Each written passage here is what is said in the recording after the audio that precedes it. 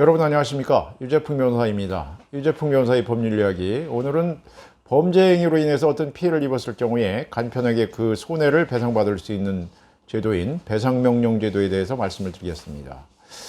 예컨대 어떤 사람이 길을 가다가 소위 묻지마 폭행을 당해가지고 온몸에 상처를 입어서 약 8주의 진단을 받았다고 할 경우에 당연히 뭐 고소도 하고 또 손해배상도 받을 수 있겠죠.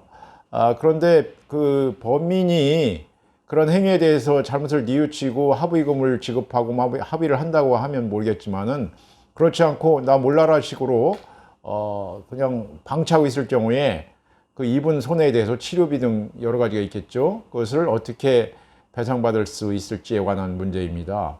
일반적으로는 민사소송을 통해서 손해배상을 받아야 하는 것인데요.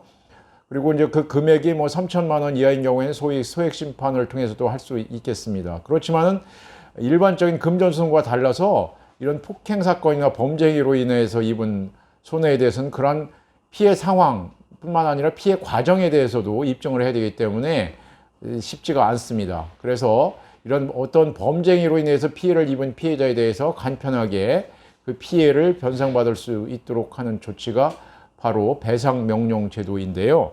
그러나 이제 모든 범죄에 대해서 다 인정된 것은 아니고 그 피해 액수가 명확해서 쉽게 판단해 볼 수 있는 경우에 한정하고 있습니다.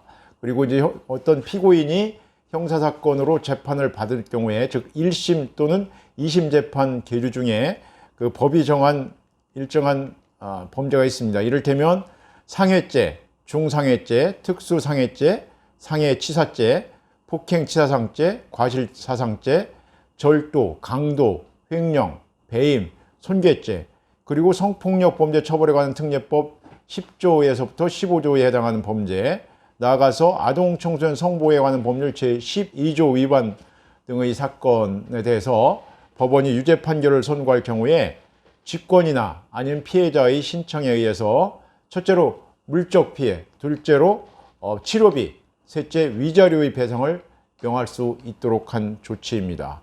그래서 이러한 배상명령이 발령이 되면 그것은 민사 판결과 동일한 효력이 있기 때문에 만약에 그 피고인이 그런 행위를 한 자가 배상을 해주지 않으면 강제 집행을 할 수가 있는 제도입니다. 그래서 혹시라도 잘못되어서 이러한 범죄로 말미암아서 피해를 입었을 경우에 위에서 말씀드린 그러한 범죄 유형에 해당하는 것으로 말미암아서 피해를 입은 경우에는 이러한 제도를 활용하는 것이 한 방법이 되겠습니다. 살아가는 이야기, 오늘은 그 원류봉 걷기길 갔다 온 이야기를 잠깐 하고 싶은데요. 일전에 휴일을 맞아서 저희 교회 교우들과 함께 영동에 있는 원류봉 둘레길이라는 데를 다녀왔습니다. 요즘 아시다시피 많은 지자체에서 이제 둘레길들을 많이 개발했지 않습니까? 얼마 전에 제 아내와 함께 철원에 있는 한탄강 그 계곡을 걷기도 했는데요. 제 고향인 충북에 영동 원류봉이 유명합니다. 원류봉이 예전부터 달이 머물다 갈 정도로 아름답다고 해서 원류봉이라는 이름이 붙여졌는데요. 그런 그 원류봉에서 시작해가지고 그 계곡길을 따라서 반야사라는 절까지, 백화산이라는 아주 유명한 절이 있는데 그 백화산 밑에 있는 반야사까지 8.2km를 3개 구간으로 나누어서 그 둘레길을 만들었어요. 그래가지고 주로 이제 숲길을 1구간, 2구간은 숲길을 걷고요. 3구간은 약간 뙤약볕이긴 한데 그 뚝방길을 걷는 그런 코스입니다. 그런데 거기가 이제 석천이라는 계곡이 있거든요. 그래서 석천을 끼고 그 계곡길을 8.2km 이렇게 걷는데 거기에 뭐 여러 가지 잔도도 설치해 놓고 이래가지고 편리하게 걸을 수 있도록 되어 있기 때문에 가족끼리 또는 친지끼리 한나절 정도 걸으면서 대화도 하고 또 근처에 식당, 커피숍들이 또 많이 있더라고요.